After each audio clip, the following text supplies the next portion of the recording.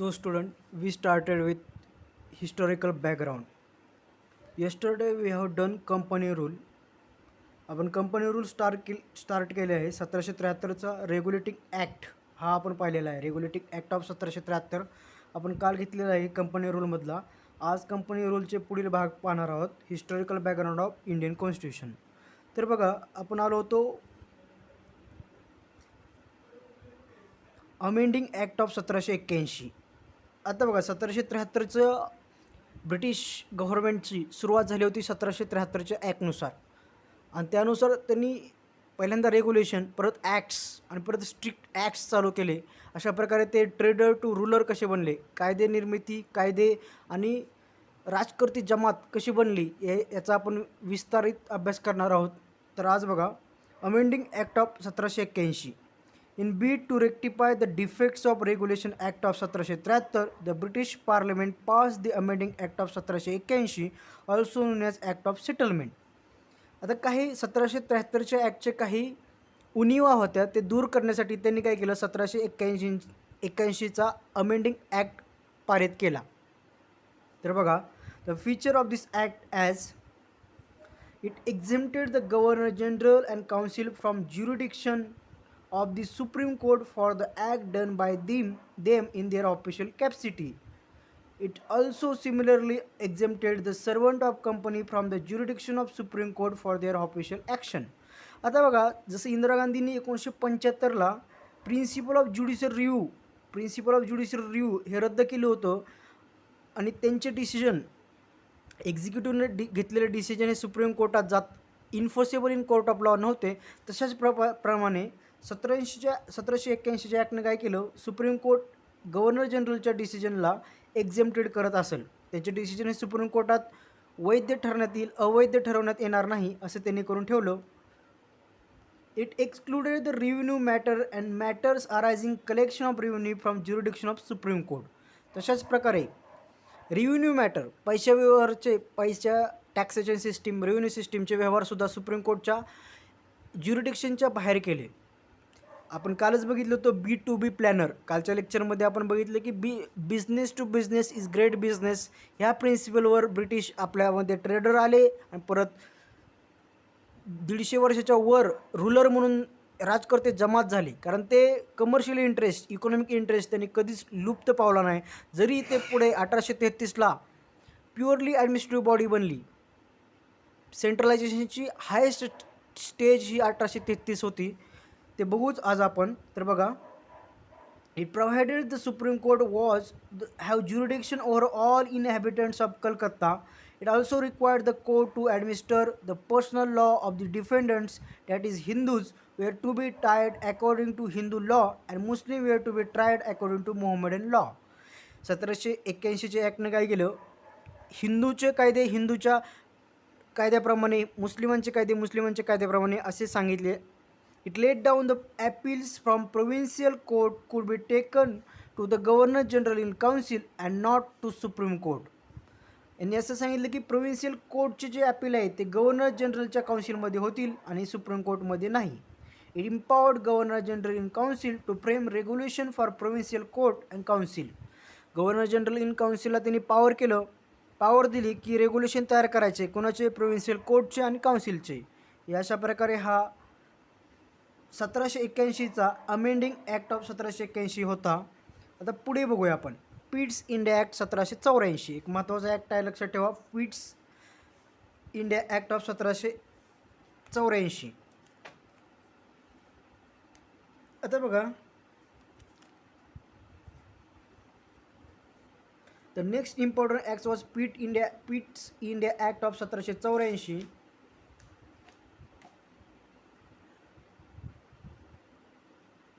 आता काय केलं बघा या Pitt's India act 1784ने.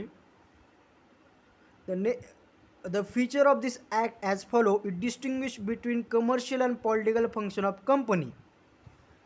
It allowed court of director to manage commercial affairs but created new body called board of control to manage the political affairs. Thus it establish system of double government. आता बघा कालच आपण पाहिलं double government system कुठं कुठं आली होती. तर आपण बघितलं की 1765ला रॉबर्ट क्लाईव्हनं बंगालमध्ये काय केलं, बक्सरच्या युद्धानंतर ट्रीट ऑफ अलाहाबाद झाली. बक्सरच्या युद्धानंतर ट्रीट ऑफ अलाहाबाद झाल्यानंतर ब्रिटिशांनी काय केलं, बंगाल, ओडिसा आणि बॉम्बे इथं काय केली, त्यांना दिवाणी राईट्स भेटले, रिव्हन्यू कलेक्ट करायचे. त्यावेळेस काय केलं, रॉबर्ट क्लाईव्हने केले दुहेरी राज्यव्यवस्था केली. दुहेरी राज्यव्यवस्था काय आहे तर ड्युअल पॉलिटी म्हणजे काय, दिवाणी राईट्स म्हणजे रिव्हन्यू कलेक्शनचे राईट्स हे ब्रिटिशांना असतील आणि निजामत म्हणजे सिव्हिल ॲडमिनिस्ट्रेशनचे राईट्स हे नवाब ऑफ बेंगालला असेल. सिव्हिल ॲडमिनिस्ट्रेशनचे राईट हे नवाब ऑफ बेंगालला देण्यात आले, नवाबला. म्हणजे जे मेन म्हणजे महत्त्वाचं पैशाची इकॉनॉमिक पॉवर त्यांच्याकडे ठेवली आणि दुसरी सिव्हिल ॲडमिनिस्ट्रेशन, दिवाबत्ती, पाणी, वॉटर वगैरे ह्या गोष्टी सिव्हिल ॲडमिनिस्ट्रेशन नवाबाला दिले. जे अनइम्पॉर्टंट थिंग आहे ते नवाबाला देऊन टाकले आणि पैशाची बाब त्यांच्याकडे ठेवली. हे लक्षात ठेवा. ही एक रॉबर्ट क्लाईव्हनं चालू केली ती दुहेरी राज्यव्यवस्था. ही वॉरन हेस्टिंग आल्यानंतर वॉरन हेस्टिंगने काय केली, ती बंद केली. वॉरन हेस्टिंग 1773 दरम्यान आला आणि त्यानं रॉबर्ट क्लाईव्हने चालू केलेली दुहेरी राज्यव्यवस्था बंद केली. आता बघा, रॉबर्ट क्लाईव्हला बाबर ऑफ ब्रिटिश इंडिया म्हटलं जातं आहे. लक्षात ठेवा, कारण बाबर जसा मुघल एम्पायरचा फाउंडर होता तसाच रॉबर्ट क्लाईव्ह हा one of the founding father of British empire असं म्हटलं जाते. त्यामुळे Babar of British India Robert क्लाईव्हला म्हटलं जातं आहे, ते लक्षात ठेवा. आणि रॉबर्ट क्लाईव्ह हा first governor of Bengal presidency होता. बंगाल प्रेसिडेन्सीचा पहिला गव्हर्नर होता, नुसता गव्हर्नर होता. कारण लक्षात ठेवा, आपण परत बघणार आहोत गव्हर्नर जनरल पहिला, last governor general of India, viceroy, ते डिटेल बघणार आहोत. पण आत्ता आलो होतून सांगतो. आता बघा पुढे, ही 1765ची एक ड्युअल पॉलिटी होती. आता पुढे काय झालं, 1784च्या ह्या पिट्स इंडिया ॲक्टमध्ये, पिट्स त्यावेळेस प्राईम मिनिस्टर होते इंग्लंडचे, त्यामुळे पिट्सचा भारतविषयक कायदा म्हटला जातो. त्याने काय केले, कोर्ट ऑफ डायरेक्टर ही पद 1773च्याच ॲक्टनं आलं होतं. कोर्ट ऑफ डायरेक्टर अगोदरच आलं होतं 1773नं. त्यांनी काय केलं, एक नवीन पद काढलं, board of control. Court of डायरेक्टरला काय केलं, अगोदरचंच पद होतं, त्याला कमर्शियल अफेअरबाबत सांगितलं की तुम्ही पैशाचं इकॉनॉमिक अफेअर तुमच्याकडे ठेवायचं, इकॉनॉमिक अफेअर. आणि बोर्ड ऑफ कंट्रोलला पॉलिटिकल अफेअर दिले. सगळं राजनीतिक विषय बघितले. तर हे लक्षात ठेवा, ही एक सिस्टीम ऑफ डबल गव्हर्नमेंट अशी तयार झाली. लक्षात ठेवा, सिस्टीम ऑफ डबल गव्हर्नमेंट. आता पुढे येणारच आहे, पण आता एक थोडक्यात सांगतो. पुढे एक डबल गव्हर्नमेंटची सिस्टीम कुठं आहे, तर एक 1919चा मॉन्टेग्यू चेम्सफोर्ड रिपोर्ट आला होता. मॉन्टेग्यू चेम्सफोर्ड रिपोर्टने मी काय केलं, प्रोव्हिन्सेसचं किंवा स्टेट लिस्टचं काय केलं, स्टेट लिस्टचं दोन भागात सब्जेक्टमध्ये विभाजन केलं. ट्रान्सफर्ड सब्जेक्ट आणि रिझर्व्ह सब्जेक्ट असे एक ड्युअल पॉलिटीचा एक प्रकार पडतो. तर आता बघा, 1784चा पिट्स इंडिया ॲक्ट बघत आहोत आपण. त्यामध्ये पुढील गोष्ट बघा आता, It allowed court of director to manage commercial affairs but created a new body called board of control to manage political affairs. Thus it established system of double government. आणि लक्षात ठेवा, ही सिस्टीम ऑफ डबल गव्हर्नमेंट हे 1858च्या कायद्याने परत रद्द केली. त्यानंतर 15 मेंबरचं एक सिक्रेटरी ऑफ स्टेटला भारत मंत्र्याला एक नवीन पद काढलं 1858च्या ॲक्टनं. आणि ते भारत मंत्र्याला मदत करण्यासाठी 15 लोक होते. इंडिया काउन्सिल त्याला म्हटलं जातं. तर हे कोर्ट ऑफ डायरेक्टर आणि बोर्ड ऑफ काउन्सिल हे 1857पर्यंत आहे. 1858च्या ॲक्टनं ते निघून जाते. लक्षात ठेवा, it empowered board of control to supervise direct all operations of civil military government और revenue of British possession in India. त्यांनी काय केलं, बोर्ड ऑफ कंट्रोलला सुपरविजरी पॉवर दिली, रिव्हेन्यू, मिलिटरी या गोष्टीवर नजर ठेवण्याची पॉवर दिली. लक्षात ठेवा. आता बघा,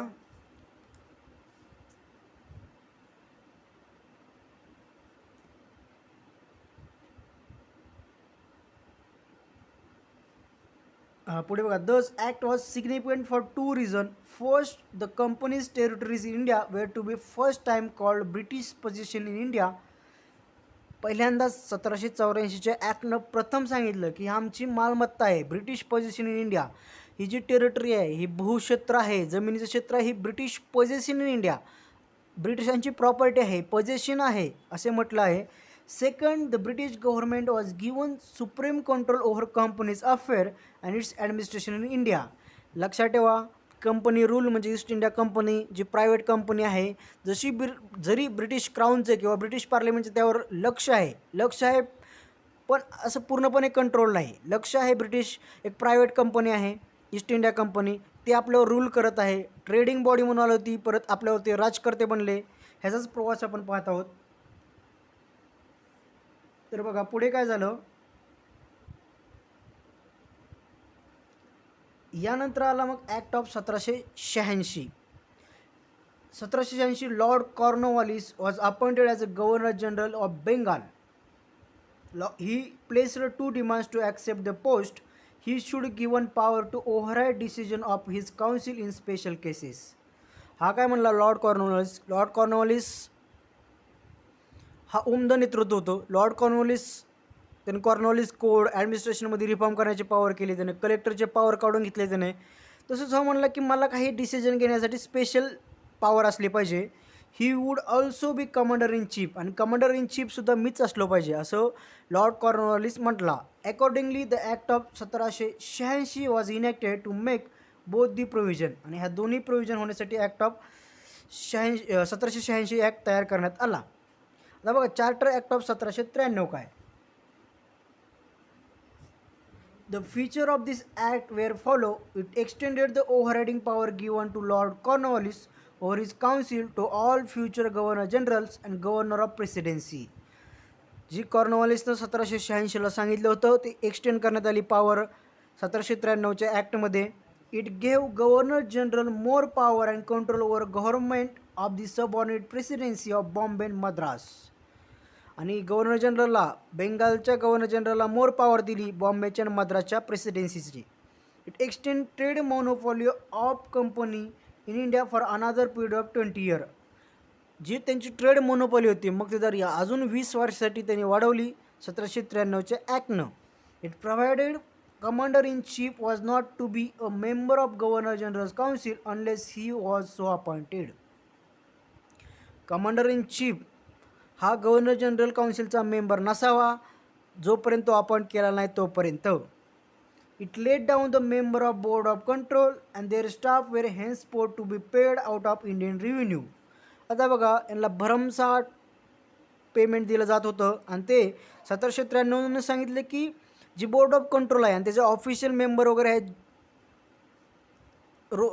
जे त्यांचा स्टाफ आहे त्यांना भारतीयांकडून पेमेंट देता येईल. आणि हे पेमेंट 1919पर्यंत आपल्याच तिजोरीतून देता येत होतं. लक्षात ठेवा 1793 पासून 1919पर्यंत मॉन्टेग्यू चेम्सफोर्ड रिफॉर्म्सपर्यंत हे पेमेंट आपल्याकडून जात होतं त्यांना.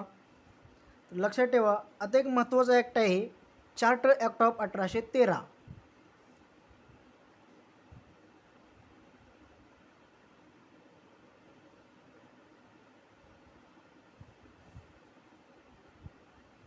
बघा चार्टर ॲक्ट ऑफ 1813 का महत्त्वाचं आहे बघा. त्यांनी काय केलं बघा.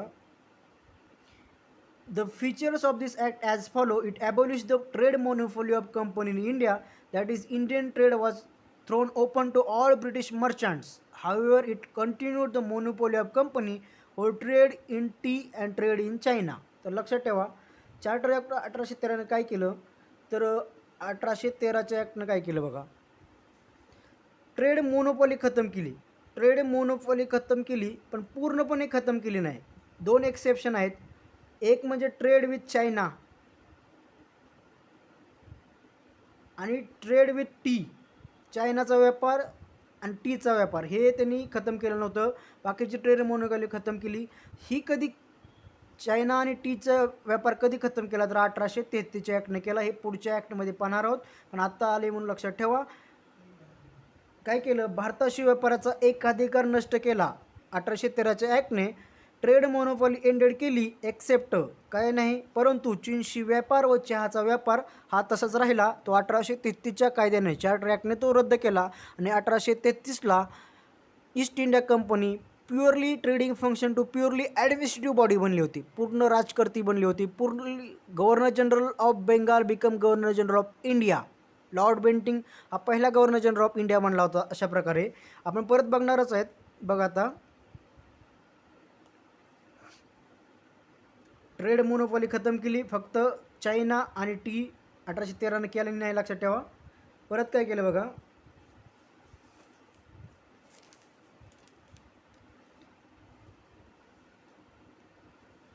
It asserted sovereignty of British crown over company's territory in India.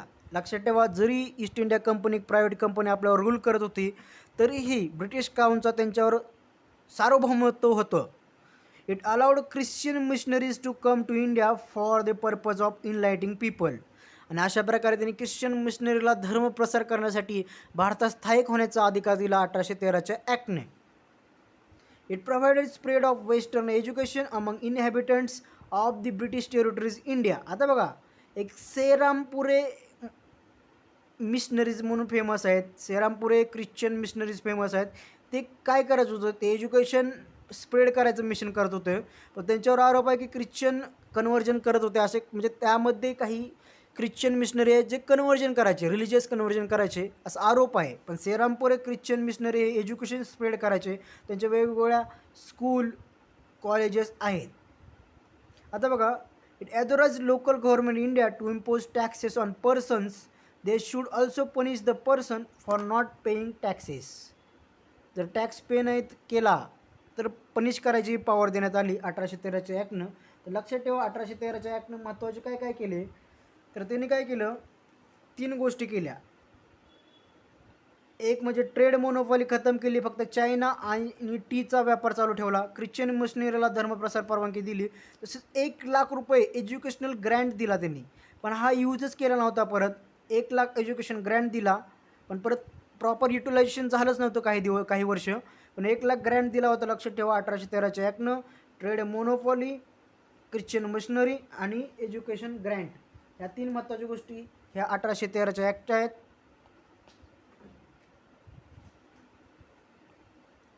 आता पुढे बघा, चार्टर ॲक्ट ऑफ 1833, एक फार महत्त्वाचा ॲक्ट आहे चार्टर ॲक्ट 1833.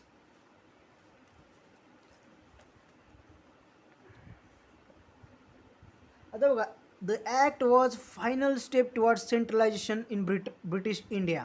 आता बघा, आपण बघितलं होतं की ब्रिटिशांनी 1773ला फर्स्ट स्टेप केली होती. ही स्टार्टिंग फेज होती आणि 1773 पासून 1833 आणि त्यानंतर 1861 ह्या काही फेज आहेत. तर काय फेज आहेत बघा, तर 1773 ही सेंट्रलायझेशनची सुरुवात मानली जाते, सुरुवात.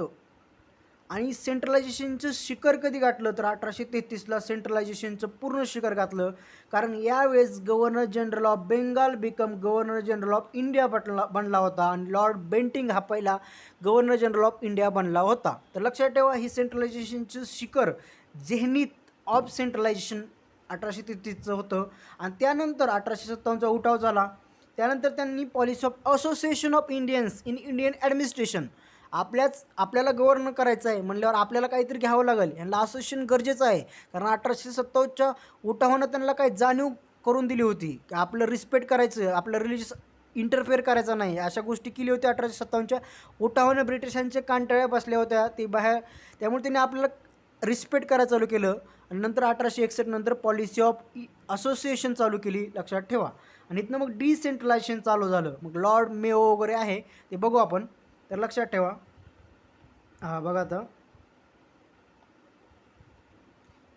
It made governor general of Bengal as a governor general of India and vested in him all civil and military powers. तर त्यांनी काय केलं बघा, गव्हर्नर जनरल ऑफ बेंगालला काय केलं, गव्हर्नर जनरल ऑफ इंडिया बनवला.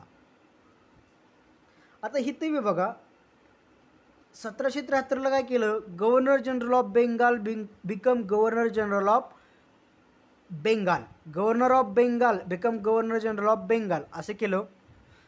तसंच 1830ला काय केलं, governor general of Bengal become governor general of India, लक्षात ठेवा असं केलं.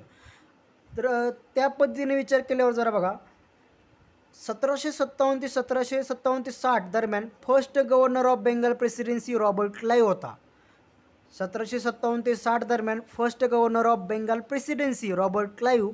1773 first governor general of Bengal Warren Hasting होता. 1773 first governor general of Bengal Warren Hasting. परत 1829 दरम्यान first governor general of India Lord Bentinck. 1856 last governor general of India Lord Canning. आणि परत 1858 first viceroy of India Lord Canning. परत 1947 last viceroy of British India lord Mountbatten. First viceroy of independent India lord Mountbatten. First Indian governor general किंवा viceroy of India C Rajagopalachari. ते first आणि last governor general of India Indian governor general of India C Rajagopalachari. परत एकदा सांगतो, हे फार महत्त्वाचे आहे.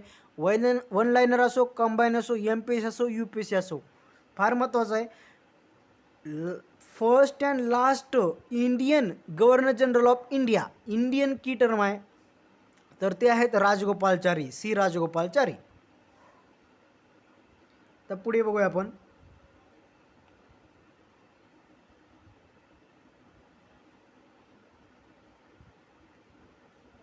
Thus the act created for first time government of India having authority over entire territorial area possessed by British in India. Lord William Bentinck was first governor general of India. मग अशा प्रकारे पूर्ण इंडियावर त्यांचा कब्जा झाला.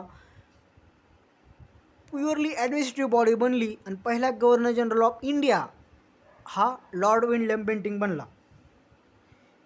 आता बघा, it deprived governor of Bombay and Madras of their legislative power. आता बघा, या बाबतीत सांगायचं म्हटलं तर कसे पॉवर हे झालेले आहेत बघू आपण.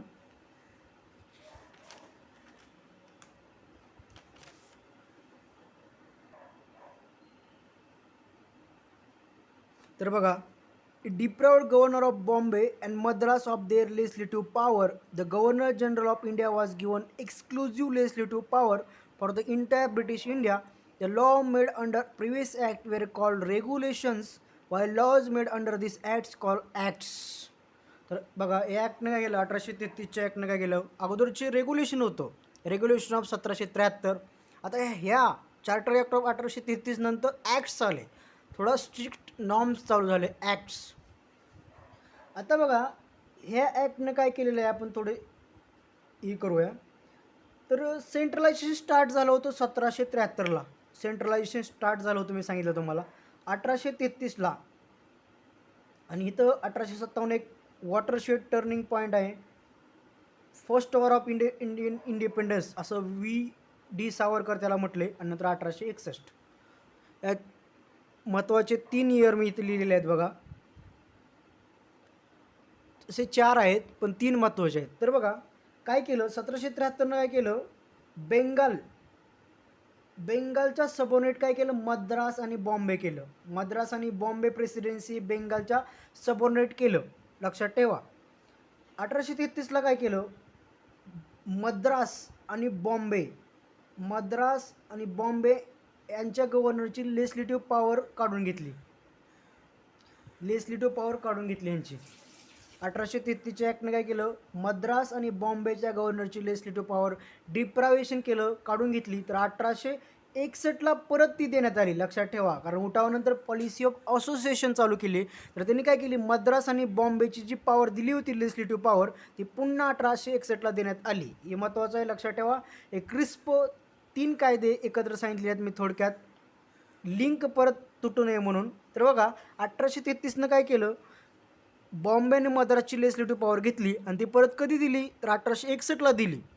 आणि 1773च्या ॲक्टनं काय केलं होतं, तर त्यांची सबऑर्डिनेट करून टाकलं होतं. बेंगालच्या अंडर बॉम्बे आणि मद्रास प्रेसिडेन्सी आणल्या होत्या, लक्षात ठेवा. It ended the activities of east India company as a commercial body which become purely administrative body.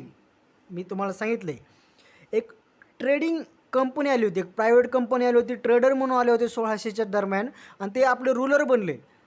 1773ला त्यांचा पहिली स्टेप होती लीगल स्टेप, आणि त्यानंतर 1833ला प्युअरली ॲडमिनिस्ट्रेटिव्ह बॉडी बनली. पूर्ण त्यांची ट्रेडिंग मोनोपॉली त्यांनी खतम केली. चायनाबरोबरचा व्यवहार असो किंवा टीचा व्यवहार असो, चहाचा व्यापार, हे सुद्धा बंद करून ते प्युअरली ॲडमिनिस्ट्रेटिव्ह बॉडी बनली. गव्हर्नर जनरल ऑफ इंडिया बनला Lord Bentinck. It provided company's territory in India were held by interest for his majesty his higher and his successor. तर ही कंपनीची टेरिटरी आहे, ही मॅजेस्टी म्हणजे राजाच्या आणि त्याच्या सक्सेसर पुत्र वगैरे, त्याचे पुत्र वगैरे ह्यांच्या ट्रस्टमध्ये, त्यांच्या अंडरमध्ये राहील असं म्हटले गेले. लक्षात ठेवा. The Charter Act of 1833 attempted to introduce a system of open competition for selection of civil servant and stated that Indians should not be debarred from holding any place, office and employment under company. However, this provisions was negated after opposition of Court of Director. आता बघा 1833च्या ॲक्टनं काय केलं, Indian civil service किंवा British civil service आपल्यासाठी open करण्यासाठी, इंडियनसाठी open करण्यासाठी त्यांनी प्रयत्न केला 1833च्या ॲक्टनं. पण कोर्ट ऑफ डायरेक्टरच्या विरोधामुळे हे झालं नाही. मग ते कधी झालं तर 1853च्या ॲक्टमध्ये ब्रिटिश सिव्हिल सर्व्हिस आपल्याला ओपन करण्यात आली, इंडियनसाठी ओपन करण्यात आली. लक्षात ठेवा. कोर्ट ऑफ डायरेक्टरनी विरोध केला. पाठीमागं सांगितलं कोर्ट ऑफ डायरेक्टर हे 1773च्या ॲक्टनं झाले होते आणि 1784च्या बोर्ड ऑफ कंट्रोल हे नवीन पद आलं होते. पिट्स इंडिया ॲक्टनं बोर्ड ऑफ कंट्रोल पद आणले. Board of control political affair बघत असेल, court of director commercial affair बघत असेल.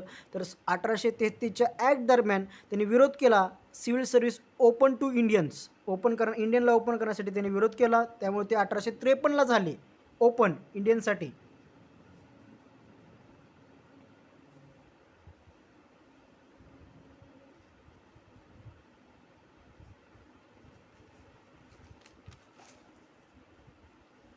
आता बघा, आता मी थोडक्यात काही गोष्टी सांगतो.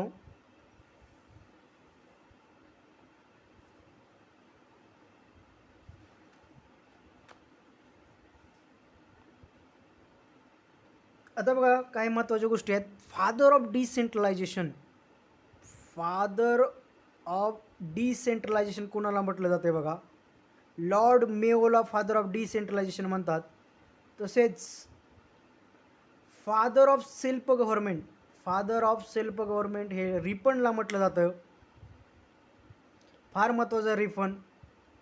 फादर ऑफ किंवा maker of modern India, maker of modern India, maker of modern India हे लॉर्ड डलहौसीला म्हटलं जातं. Maker of modern India Lord Dalhousie.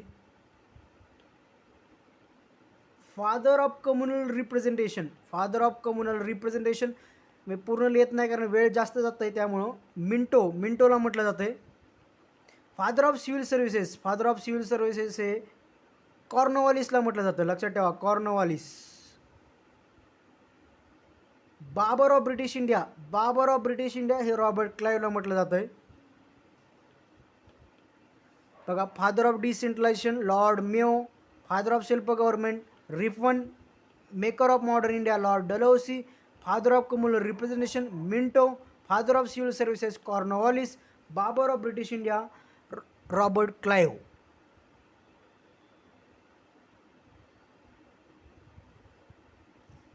अजून एक इथे गोष्ट राहिली 1813च्या ॲक्टनं. बघा 1813चा ॲक्ट बघत आहे, त्यामध्ये आपण एक्स्ट्रा इन्फॉर्मेशन ही दिलेली आहे. 1813च्या ॲक्टनं काय केलं होतं, 1 लाख रुपये एज्युकेशनसाठी दिलं होतं. परत 1833च्या ॲक्टनं ते 10 लाख करण्यात आले, 10 लाख रुपये एज्युकेशनसाठी देण्यात आले. लक्षात ठेवा, 1813ने 1 लाख आणि 1833नं 10 लाख हे एज्युकेशनसाठी देण्यात आले. आणि 1833च्या ॲक्टमध्ये बघताना एक व्यक्ती आला आहे, तर आपण त्या व्यक्तीबद्दल डिटेल माहिती बघूया. थोडक्यात त्या व्यक्तीची एक क्रिस्प आणि समरी वाईज माहिती बघूया. ते म्हणजे लॉर्ड विल्यम बेंटिंग. हा बेंटिंग फार महत्त्वाचा आहे. 1828 ते 35 दरम्यान, ह्या दरम्यान हा बेंटिंग होता. लॉर्ड विल्यम बेंटिंग हा पहिला गव्हर्नर जनरल ऑफ इंडिया बनला. त्यानं ॲबॉलिशन ऑफ सती केली. सती या सोशल रिफॉर्मसाठी तो फेमस आहे. त्यासाठी राजाराम मोहन राय यांनी अथंग प्रयत्न केले होते. राजाराम मोहन रायने सप्रेशन ऑफ ठगीचा त्यांनी बंदोबस्त केला 1830 दरम्यान. सती त्यानं 1829ला बंदी घातली. चार्टर ॲक्ट 1833 त्याच्याच काळात आला होता. English as a official language त्यानंच केली. आणि याच दरम्यान first law commission lord Macaulay, याच दरम्यान इंग्लिशसाठी शिक्षणाचा झिरपता सिद्धांत, मॅकॉलेने डाउनवर्ड फिल्टरेशन थिअरी मांडली.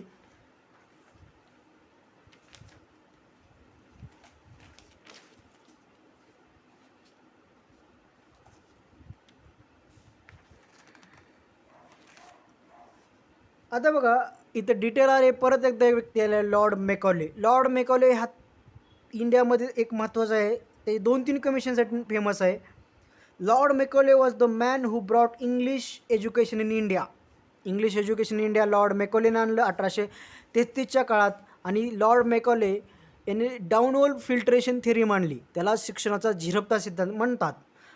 तर तो म्हणला की आपल्याला सर्वांचा उद्धार करायचा नाही, सर्वांना युनिव्हर्सल एज्युकेशन वगैरे द्यायचं नाही, सर्व शिक्षा अभियान वगैरे असं काय करायचं नाही. आपल्याला फक्त आपल्या इंटरेस्टसाठी, आपल्या कमर्शियल इंटरेस्टसाठी, इकॉनॉमिक इंटरेस्टसाठी a class of person, Indians in blood colour, Indians a class of person, कसे क्लास तयार करायचा आपल्याला, इंडियन्स इन ब्लड, इंडियनचं ब्लड असेल, कलर चेहरापट्टी इंडियनच असेल, but English in taste, in opinion, in morals and intellectuals. English in taste, morals, opinions, intellectual, विचाराने तो इंग्रजी असायला पाहिजे आणि चेहऱ्याने आणि दिसण्यावरून तो इंडियन दिसायला पाहिजे. असे त्यांना कमर्शियल इंटरेस्टसाठी, कारकुनीसाठी, त्यांना त्यांच्या कारकुनीसाठी इंडियन्स पाहिजे होते ना. असं तसं आपल्याकडे येणाऱ्या जी बऱ्यापैकी कॉल सेंटर कंपन्या आहेत आपल्याकडेच काय येतात, कारण आपल्याकडं unemployed army of unemployed youth आहे, अनइम्प्लॉयड यूथची आर्मी आहे. आणि आपल्याकडं जो वेजेस आहे, वेजेस पगार वगैरे फार कमी आहे अमेरिकेच्या मानानं, ब्रिटनच्या मानानं. त्यामुळे आपल्याकडे बऱ्यापैकी ह्या कंपनी ह्या एक वन ऑफ दी पॉईंट हा आहे की आपल्याकडे येण्यासाठी. आणि बऱ्याच आणि मार्केट आहे, बिगेस्ट ओपन मार्केट आहे. China is closed market, China open नाही. आणि आपली India largest population in world आहे आपली, आणि बिगेस्ट मार्केट आहे आणि ओपन इकॉनॉमी आहे, त्यामुळे आपल्याकडे येतात. आता लॉर्ड मॅकॉलेचं आपण बघितलं, इंग्लिश एज्युकेशन, शिक्षणाचा झिरपता सिद्धांत मांडला त्यानं.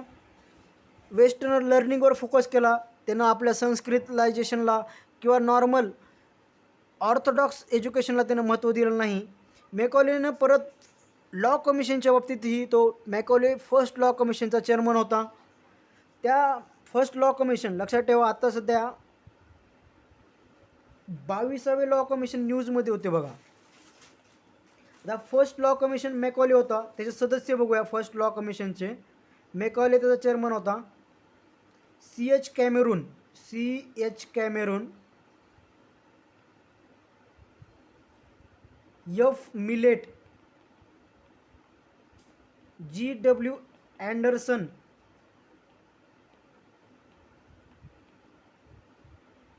JM Macleod. आणि ह्याचा चेअरमन होता तो लॉर्ड मॅकॉले.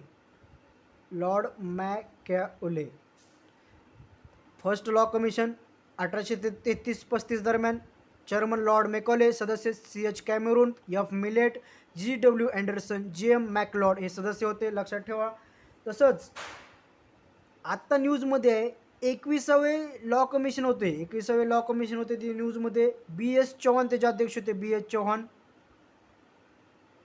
22वे लॉ कमिशन आत्ताच ऋतुराज अवस्थी यांच्या अंडर आहे. ऋतुराज अवस्थी, लक्षात ठेवा. 22वे लॉ कमिशन ही न्यूजमध्ये आहे. 2020 ते 2024 या काळासाठी आहे.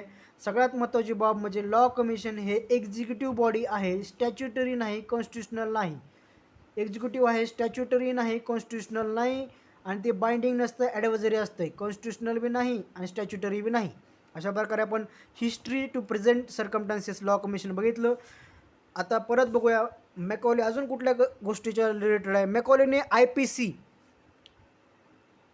IPC इंडियन पिनल कोड, तसेच मॅकॉलेने CRPC क्रिमिनल प्रोसिजर कोड आणि सिव्हिल प्रोसिजर कोड हे मॅकॉलेच्या लॉ कमिशनच्या सांगण्यावरून तयार करण्यात आले, लक्षात ठेवा.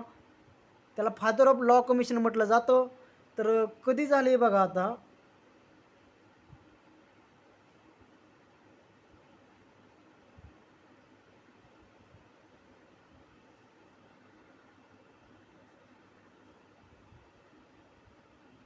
हां चला.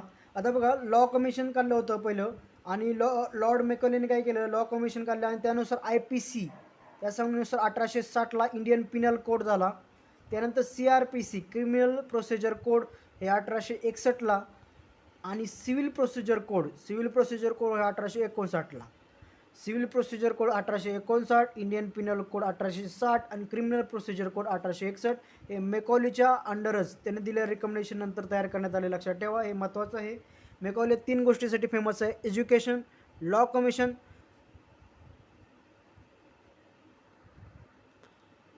हा बघा, मेकॉले 3 गोष्टीसाठी फेमस आहे. एक म्हणजे लॉ कमिशन, दुसरं म्हणजे शिक्षणाचा झिरपता सिद्धांत, डाऊनवर्ड फिल्टरेशन थिअरी, आणि तिसरं म्हणजे इंडियन सिव्हिल सर्व्हिससाठी मॅकॉले कमिटी होती. इंडियन सिव्हिल सर्व्हिससाठी मॅकॉलेची कमिटी ही 1854 दरम्यान होती. ते आपण पुढे बघूया. तर थँक्स फॉर कोऑपरेशन. अशा प्रकारे आपण 1833चा ॲक्ट कंप्लीट केला.